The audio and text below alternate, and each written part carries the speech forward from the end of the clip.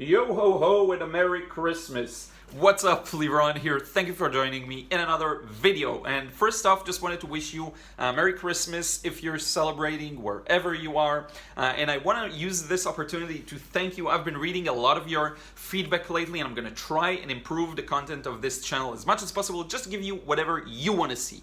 So today, what we're going to do is talk about a topic called mother hue, and this is something I learned from Alvaro back here. Alvaro Castagnet, if you're a fan like me, you may recognize him. This is a portrait of his that I did yesterday. Very pleased with how it turned out. Now, one of the ideas he talks about is a mother hue, and that is a certain color that repeats itself all throughout the painting and makes it a unified piece of art. And something that I've been dealing with, especially when I got started in my first year in watercolor, was my paintings felt fragmented. Something wasn't working. Then I started minimizing my palette, using fewer paints, and it got a little better. But this idea of a mother hue is something that really helped me improve the unity of my paintings. And I just want to show you, so I have two paintings here that I think really represent this idea.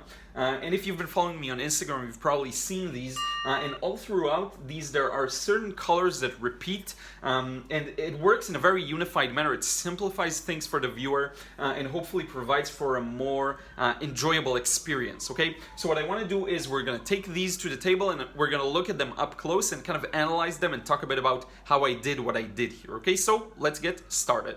Okay, so we'll get started by looking at these two paintings, and I promise I'll later zoom in so that you can better see some of the details. But for now, we're going to start like this, and I want to start with this one. And if you look at the very first initial wash, it only has two colors in it, and that is the first alizarin crimson permanent, and the second one is kind of a yellow ochre or a raw sienna. So what happens here is the entire first wash is only composed of these two paints. So you've got here, this is the first wash, this rooftop is the first wash, this entire road is the first wash. I negative painted around that crossing. This is the first wash, this rooftop, some of the windows here I think have been darkened a bit, but most of what you see, the highlights, these highlights are all remnants from the very first wash of this painting. And using just two colors during the first wash is a really good way to unify the whole thing. Now, you may be thinking, okay, so the sky should be blue and it's red here, but it still works in the context of the painting. Okay, I hope that makes sense.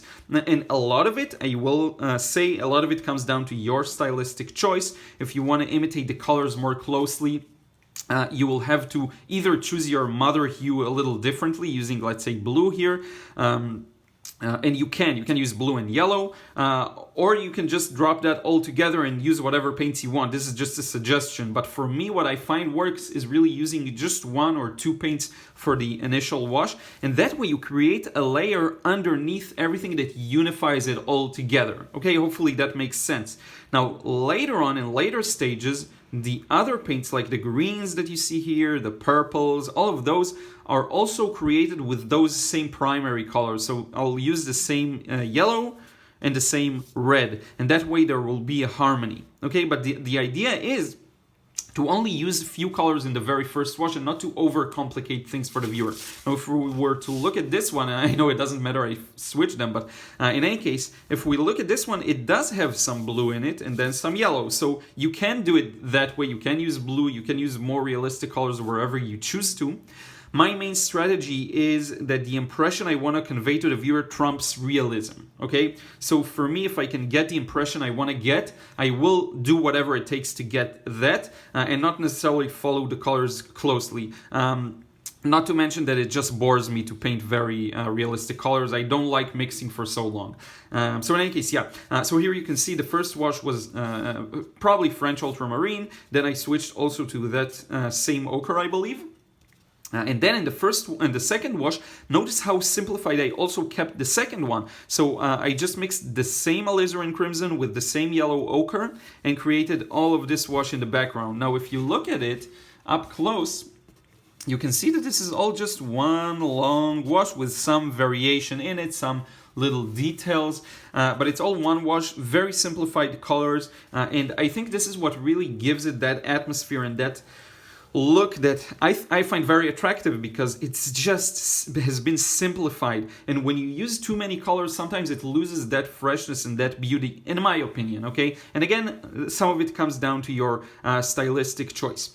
So now what I want to do is we're going to go back to this one. I'm just going to zoom in a bit so you can better see some of the details, and I'm going to show you the details here and on the other one as well. And by the way, just to briefly mention, the colors I talked about were this Alizarin Crimson Permanent by SAA. Thank you to Chris who sent me this one and a lot of SAA, other SAA colors. I'm really grateful for that. And this Raw Sienna that I got of Sennelier. And I don't have a lot of Sennelier paints, but this one is, and I'm quite pleased with it. It's a bit grainy at times, but I started learning how to work with it. So in any case, now let's zoom in and see the details. Okay, so hopefully now you get to see the details a little better. These small spots, again, and a lot of people have this misconception that the details make the final painting. That's not really true.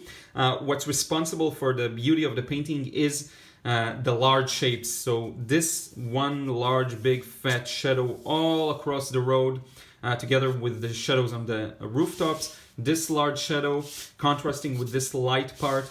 This big shape here. These are the things that really build the composition. And then the details allow for the viewer places to stop and take a look at the details. But you could drop many of the details here, like the the containers for I always forget these words, but the thing you heat the water with, the solar panels and the container, all of these little bits and pieces, antennas, stuff like that. You can drop all of that. What matters really is the large shapes, but it is nice to have some smaller shapes to stop and look at. Now, if you take a look here at the car, I really put a lot of effort into that mirror that's in the shadow, and you can see some variance from the cast shadow of the car and the car itself. Here you can see as well, there have been quite a lot of details. Try to get that subtle way of the part that covers the engine just has this little crease in it. Try to get that in. There's this little cyclist here. But the thing that really makes it work, again, is the large shapes, but also that mother color we've been talking about, because this highlight completely matches the yellows and the reds all around the painting. Same here. This highlight is white, this is paper white, this is paper white, but the other roof of the car is red, same as the road. So a lot of these things really come from the very basic harmony that I started with, okay? And I hope that makes sense. Now I'm going to show you the second painting we talked about, a little more up close. Now here, this one has a little fewer details than the previous one that's a little more, it captures a larger scene. This one captures a smaller scene, but there are quite a lot of details, especially if you look at this small car here, there's a lot packed into it. This car here in the foreground. If a lot of areas that I just left empty so that I can use later for highlights or for different kinds of details. Here, take a look at the abstraction of the cars in the very distance. You can't really tell what it is, but when you see it together in the larger context, it does make sense. This sign here that says parking in between the hours, blah, blah, blah. I think this is handicap parking. Here I love how the colors blend together. Here I had to lift a bit because it was too dark, kind of messed that part up. But really, you see, the magic comes from the large shapes. So here we have one large shape of the sky, the road is a large shape, the pavement, the cars, and it's all just the basic shapes that allow you to ease your eyes and then stop and look at some smaller details. So hopefully that makes sense. And again, you can use several colors. You don't have to use one mother hue. You can use 1, 2, 3. I find that it's just a matter of your stylistic and style choice, because it can work clearly with 3 colors. Here we have blue, yellow, and red. And it can also, and I think this was red initially, and it can also work with just 2 colors like I just showed you. I have another example of just blue and yellow. So this is really up to you to decide, but just bear in mind this idea that the very first wash, that is the underline for most of the highlights and most of the painting, has a lot to do with unifying it together using mother hue. So I hope you enjoyed this video, and with that being said, we can wrap it up.